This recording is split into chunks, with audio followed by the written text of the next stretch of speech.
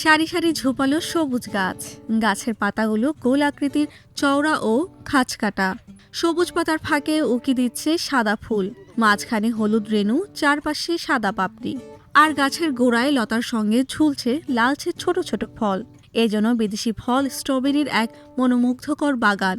দিনাজপুরের এই স্ট্রবেরি ক্ষেত এখন শুধু কৃষকদেরই নয়, সাধারণ মানুষের আগ্রহের কেন্দ্রবিন্দুতে পরিণত হয়েছে। দিনাজপুরের বিরল উপজেলার রবিপুর গ্রামে স্থানীয় 4 জন উদ্যোক্তা শাহরিয়ার হোসেন, আরিফ হোসেন, মনিরুজ্জামান এবং সামিউল ইসলাম যৌথ উদ্যোগে স্ট্রবেরি চাষ করছেন।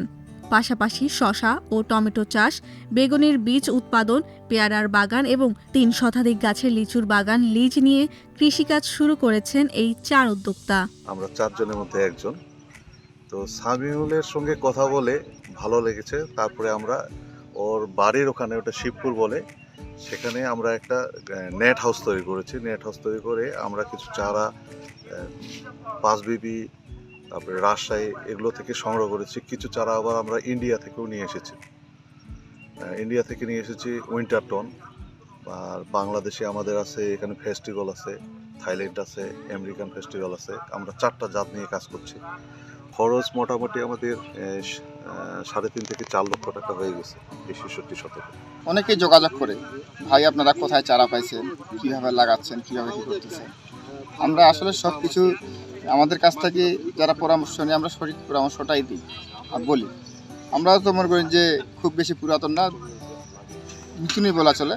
মূলত এই 4 তরুণের একজন সামিউল ইসলাম ইউটিউব সহ বিভিন্ন সামাজিক যোগাযোগ মাধ্যমে খোঁজ রাখতেন উচ্চ মূল্যের ফসল সহ নতুন কৃষির। এরপর নিজেই এই উদ্যোগ নেন। এসব নিয়ে তার এমন আগ্রহ দেখে পরে তার সঙ্গে যুক্ত হন প্রতিবেশী বাকি 3 জন।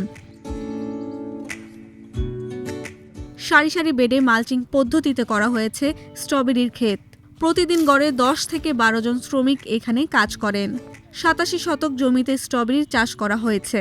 এর মধ্যে 20 শতক জমিতে পলিনেট হাউস করে কন্দ থেকে চারা তৈরি করা হচ্ছে। বাকি 67 শতক জমিতে উইন্টারটন, ফেস্টিভ্যাল, আমেরিকান ফেস্টিভ্যাল সহ 4 জাতের 15,000 গাছ লাগানো হয়েছে। সাধারণত 75 দিনের মাথায় স্ট্রবেরির ফল সংগ্রহের কাজ শুরু হয়। এরই মধ্যে 8.5 মণ ফল সংগ্রহ করেছেন তারা। গড়ে দাম পেয়েছেন প্রতি কেজি 400 টাকা দরে। সবকিছু ঠিক থাকলে এবার প্রায় 150 মণ স্ট্রবেরি পাওয়ার আশা করছেন। জমি ভাড়া, সার, বীজ, কীটনাশক ও শ্রমিকের মজুরি খরচ বাদে এই মৌসুমে 7 থেকে 8 লাখ টাকা লাভের আশা করছেন উদ্যোক্তারা। স্থানীয় কৃষি বিভাগ বলছে, স্ট্রবেরি একটি শীতকালীন লতানো গুল্ম জাতীয় উদ্ভিদ। উর্বর দোআঁশ থেকে বেলে দোআঁশ মাটি এই ফল চাষের জন্য সবচেয়ে উপযোগী। সঠিক পরিচর্যা ও আধুনিক পদ্ধতি ব্যবহার করলে এই ফল থেকে বেশি আয় করা সম্ভব। আমরা চাই যে উচ্চ মূল্যের ফসল চাষিরা বা উদ্যোক্তা চাষ করুক। এরই ধারাবাহিকতায় কিন্তু এই প্রদর্শনী স্থাপন করা, এবং এটি দিনাজপুরের মধ্যে খুব বেশি নয়, এটি কিন্তু একমাত্র প্লট, এবং এটির কিন্তু বাজার মূল্য যথেষ্ট বেশি। বর্তমানে এটি কিন্তু 800 টাকা কেজি বিক্রি হচ্ছে। সুতরাং এই ফলটির সম্ভাবনা এবং সম্প্রসারণ দুটিরই সুযোগ রয়েছে। এখানে আমাদের এসএসসিপি রেঞ্জ প্রকল্পের আওতায় আমরা একটি প্রদর্শনী আমাদের এই কৃষককে দিয়েছিলাম, এবং এখানে যে জাতটি এখানে লাগানো হয়েছে সেটা আমেরিকান ফেস্টিভ্যাল, একটি শীতকালীন। একটি গাছে 20 থেকে 25টি স্ট্রবেরি পাওয়া যেতে পারে। স্থানীয় কৃষি কর্মকর্তারা বলছেন, স্ট্রবেরির মতো বেশি দামের ফল চাষে তরুণ উদ্যোক্তাদের আগ্রহ বাড়লে কৃষিতে নতুন সম্ভাবনার দুয়ার খুলবে। দিনাজপুরের এই 4 উদ্যোক্তার সাফল্য সেই সম্ভাবনারই একটি উজ্জ্বল উদাহরণ।